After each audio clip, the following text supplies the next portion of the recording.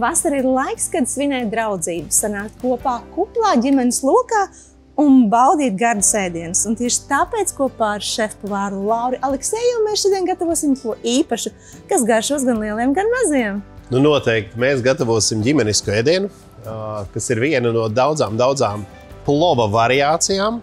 Proti, mums būs plovs ar vistu, ar cāļa stilbiņiem.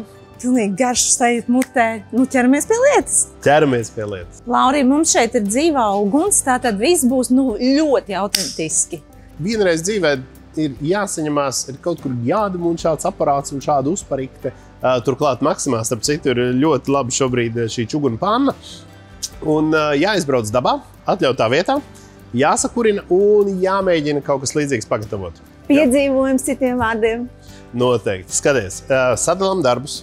Ok, ko es daru pirmā? Meitenēm nelieku raudāt, raudāšu es. Īsts džentlmenis.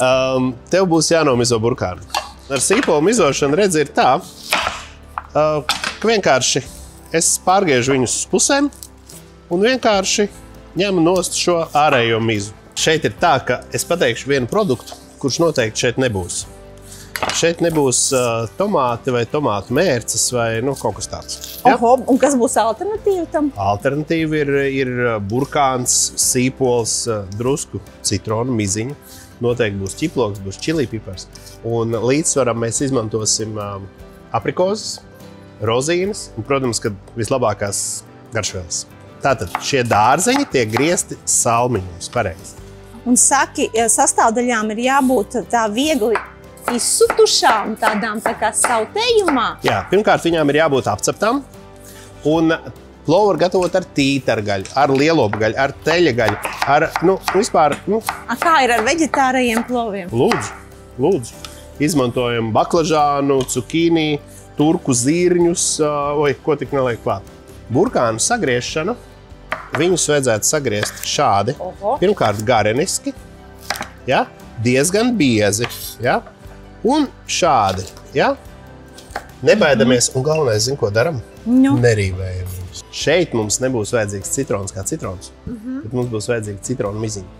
Un tas ir ļoti svarīgi.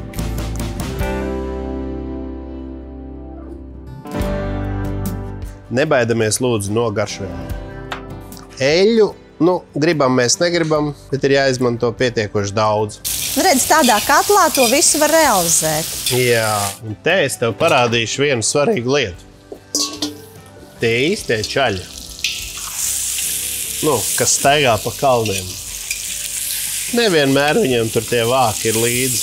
Viņi vispār paņem un uzliek šādu bļodu otrā. Oho! Ideāli pēcpusdienu pie jūras, vai ne? Kāda mūsu vistiņa vai cālis ir apcepies, jā, es viņu ņemu ārā un cepšu dārzeņus. Labi, jā? Met burkānus, jā? Un met sīpols. Kolosāli. Tagad pieliekam klāt citronu miziņu. Akcents.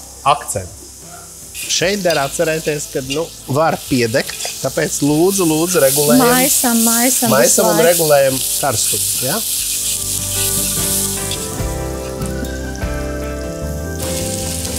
Skaisti. Skaisti un pateicīgi.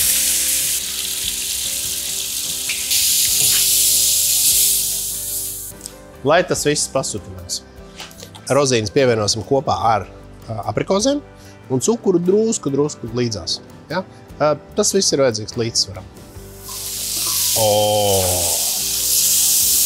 Kolosāli. Viss būs izsutinājies un būs laiks pievienot rīsus. Šeit jāņem vērā, lai rīsi mums ir labi nomazgāti. Nemaisam.